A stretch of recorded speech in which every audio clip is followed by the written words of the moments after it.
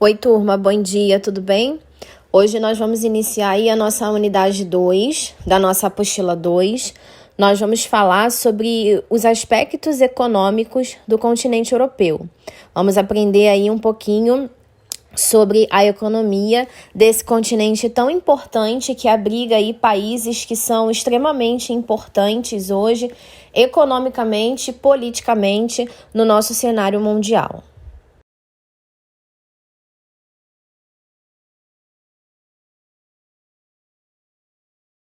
Antes de começarmos, a falar sobre a economia europeia em si, primeiro a gente precisa entender o que é economia.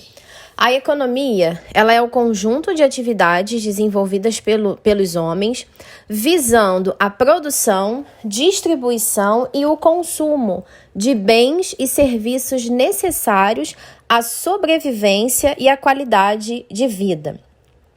Atualmente, nós temos aí uma economia capitalista, devido aí hoje, o modelo econômico pelo qual nós seguimos. E essa economia capitalista, ela é a organização das atividades econômicas por meio do mercado, baseado na propriedade privada e na qual a grande maioria das transações é mediada pelo dinheiro, ou seja, tudo através do capital. A economia, turma, vocês sabem que ela está dividida em 3 setores, Nós temos o setor primário, nós temos o setor secundário e nós temos o setor terciário. Cada um deles possui aí a sua devida importância, cada um deles, possui aí os seus devidos investimentos, e é necessário que se ocorra os seus devidos investimentos. E nós vamos trabalhar aí um pouquinho agora sobre essa economia do continente europeu. Bom, primeiro a gente precisa compreender que o continente europeu, ele é conhecido aí, como Velho Continente. Foi a partir dele, através dele aí, que vários outros continentes foram descobertos e foram povoados desde o século XV, quando quando se ocorreu aí o processo das grandes navegações. Apesar desse continente, ele ter aí um maior desenvolvimento econômico, a Europa, ela não conseguiu eliminar as desigualdades entre os seus países e as suas regiões.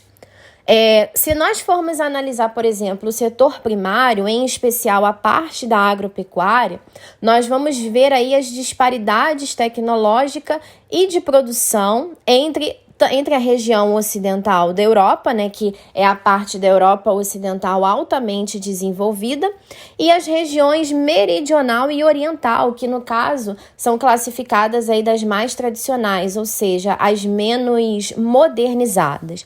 Claro que isso, turma, tem a ver, com o processo de desenvolvimento da região. E claro que essa visão hoje, econômica dos países da Europa tem muito a ver com o período da Guerra Fria, quando nós tivemos a grande disputa aí entre dois sistemas econômicos.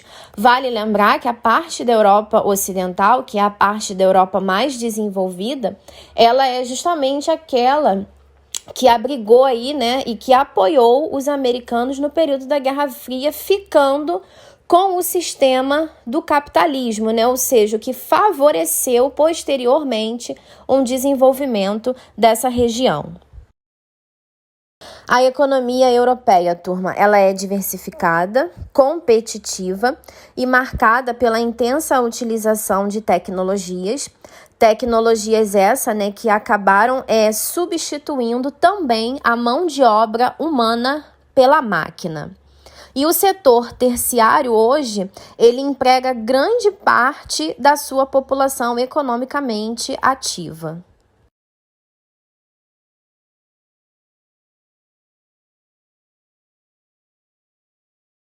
O setor primário, turma, do continente europeu, ele é muito produtivo, Graças aí à utilização de tecnologia de ponta, como eu tinha falado antes.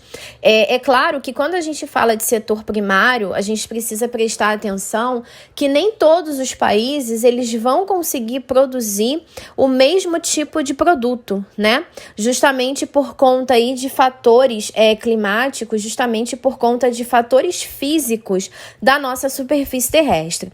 Mas uma coisa, turma, é certa, em todos os países, desde o momento que houve, né, desde o momento que ocorreu o grande processo de industrialização, essas indústrias, né, elas conseguiram abraçar o setor primário de uma forma tão grande, aonde hoje grande parte dos setores primários eles utilizam, né, as famosas tecnologias de ponta, ou seja, eles utilizam aí grandes maquinários, né, grandes ferramentas para que eles possam ter um setor primário bem mais produtivo e até mesmo bem mais competitivo no cenário mundial.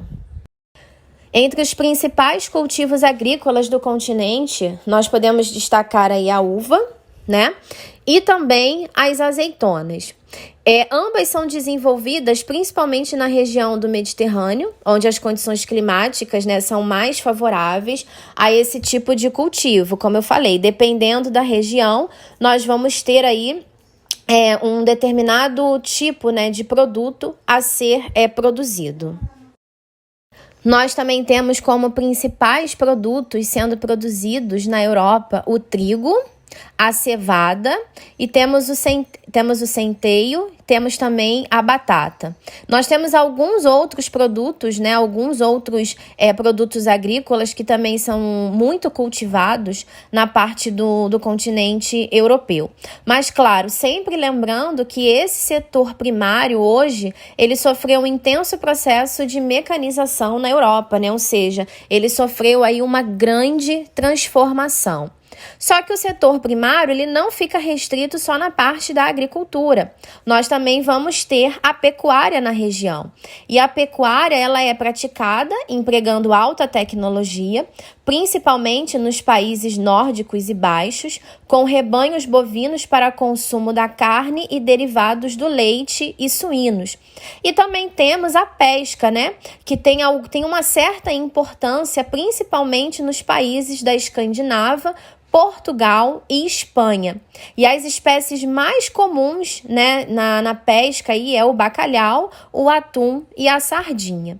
Só que no continente europeu, nós também temos, né, numa parte dele, principalmente na parte norte da Rússia, né, no Mar do Norte e na Rússia, nós temos aí a grande exploração de petróleo, dando aí um foco para também o extrativismo que faz parte desse setor primário.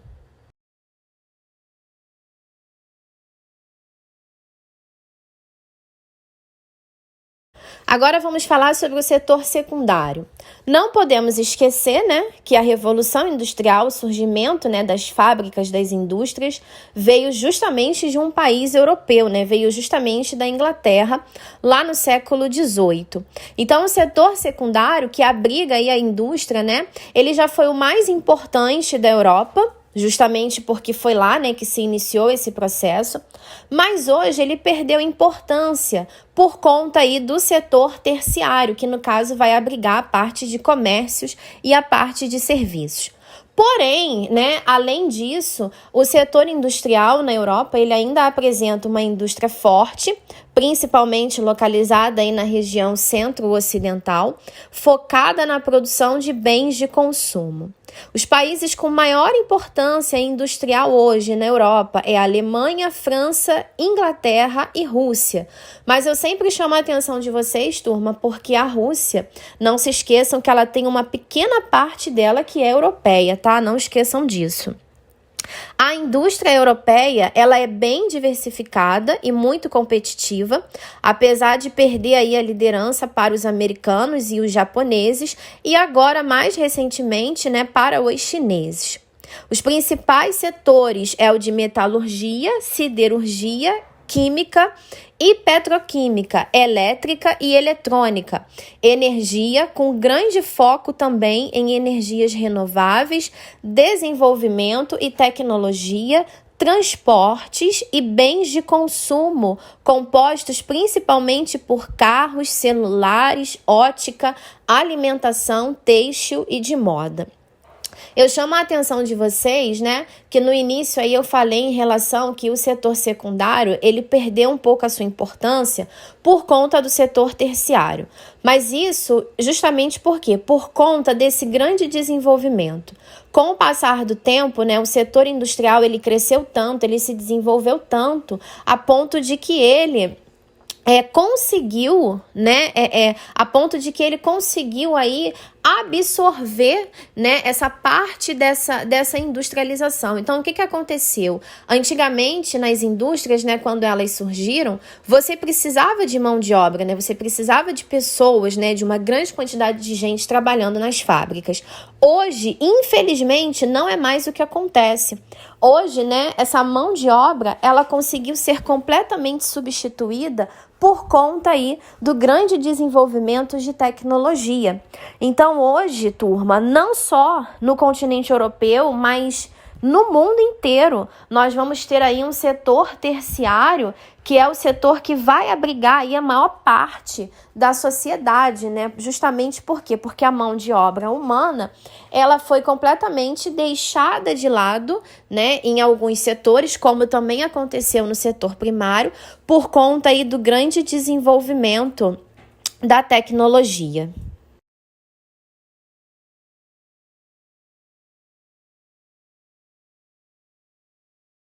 Agora, nós vamos falar do terceiro setor da economia, que é o setor de serviços, comércio e também, atualmente, o setor de turismo, tá? Esse é o setor que mais contribui para a economia europeia, é justamente o terceiro setor da economia. A transição do setor secundário para o terciário ele é comum em países desenvolvidos, já que muitos desses países terceirizaram as suas fábricas para países com mão de obra mais barata. O que isso significa? Muitas empresas, né, elas terceirizaram os seus serviços, né, elas deslocaram aí as suas fábricas, as suas indústrias para os países menos desenvolvidos, para os países subdesenvolvidos. Justamente por quê? Por conta da mão de obra humana. A mão de obra humana, turma, é o nosso trabalho, né? A força que a gente emprega aí quando a gente realiza algum tipo de atividade. E o que vai acontecer?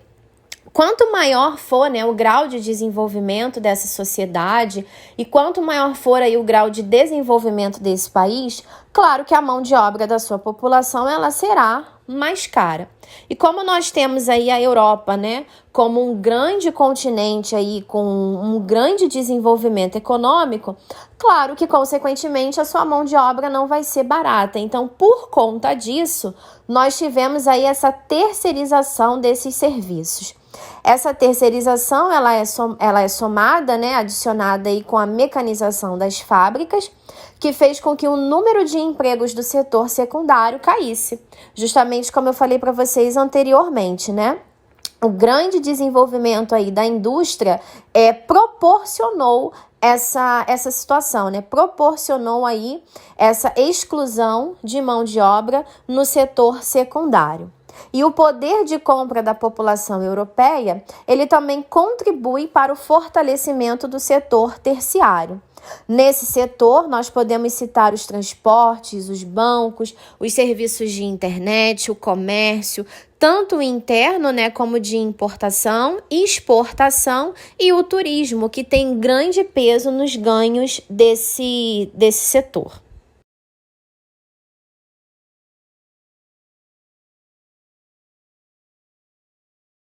Falando, né, de continente europeu, nós não podemos deixar de lado de falar da União Europeia. A União Europeia, turma, ela faz parte aí, né, dos blocos econômicos. Ela é hoje um dos maiores blocos econômicos mais importantes do mundo, ficando atrás ou então até mesmo competindo, né, com o NAFTA, que é o bloco econômico que pertence aos Estados Unidos e o Canadá.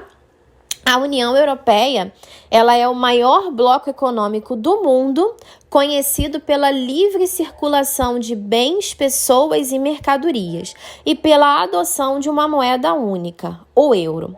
Bom, vale lembrar aí para vocês, né? Eu não sei se vocês se lembram, mas o objetivo, né, da criação dos blocos econômicos, eles surgiram após o processo de globalização. E justamente porque os blocos econômicos, né, eles surgiram aí com algumas finalidades e principalmente, né, dentro dessas finalidades, seria fazer com que você tivesse uma maior circulação de pessoas, de mercadorias e de dinheiro, sem a cobrança, né, de altas taxas de impostos, sem a variação aí diferente, né, de impostos de um lugar para o outro, dentro desses blocos econômicos. Então, os países de um respectivo continente, né, eles chegavam aí a um consenso, eles faziam um acordo das regras que ficariam vigentes, né, para todos esses países. E daí esses países teriam que seguir essas regras. Então, por isso que se existe hoje, né, vários blocos econômicos, e esse que nós estamos vendo agora é justamente o bloco econômico da União Europeia, um dos mais importantes do mundo. Esse bloco econômico hoje, ele compõe aí atualmente, né, cerca de 27 países e ele engloba, né, 23 línguas oficiais e cerca de 150 línguas regionais. Eu vou listar aqui para vocês um pouco dos objetivos, né, da União Europeia. Nós temos aí o desenvolvimento de um mercado financeiro, nós temos um desenvolvimento econômico e social dos países, nós temos aí uma união aduaneira entre países membros, uma unidade política e econômica entre esses países, a livre circulação de pessoas, bens e mercadorias, que eu já tinha falado para vocês, né? Aumentar aí a qualidade de vida, saúde e trabalho dos cidadãos europeus e também reduzir as desigualdades sociais e econômicas. Então, assim, turma, o objetivo desses blocos econômicos é praticamente que unificar uma economia mundial, né? É praticamente que aí unificar todos os países aonde uma regra, ela iria valer para todos os países, né? Para que todos os países cumprissem aquela determinada regra. Por isso que, às vezes, quando eles precisam tomar aí a decisão em relação a algum país, por exemplo, eles se reúnem, né, como foi o caso aí que aconteceu com a Inglaterra, né, com o Reino Unido, que quis sair desse bloco econômico. Nós vamos falar um pouquinho sobre isso mais à frente.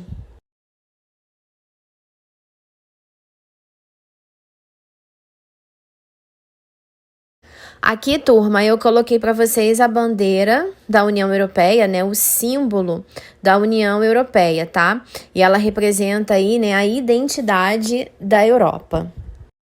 Ela é constituída por 12 estrelas douradas, dispostas em símbolo sobre um fundo azul, que simbolizam os ideais de unidade, solidariedade e harmonia entre os povos da União Europeia.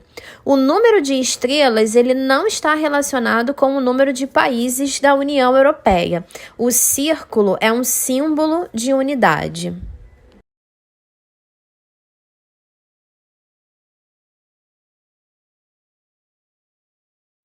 Bom, turma, o Brexit, ele ficou marcado aí, né?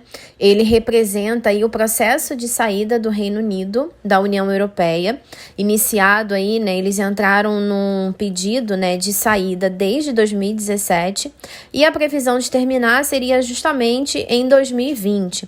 E no dia 31 de janeiro de 2020, o Reino Unido deixou aí, de fato, a União Europeia, tornando-se o primeiro país a fazer esse processo, né? Tornando-se aí o primeiro país a querer sair desse grande bloco econômico. Agora, muitos de vocês devem se perguntar, né, o porquê que o Reino Unido, né, quis sair desse bloco. O motivo, turma, é muito simples, né?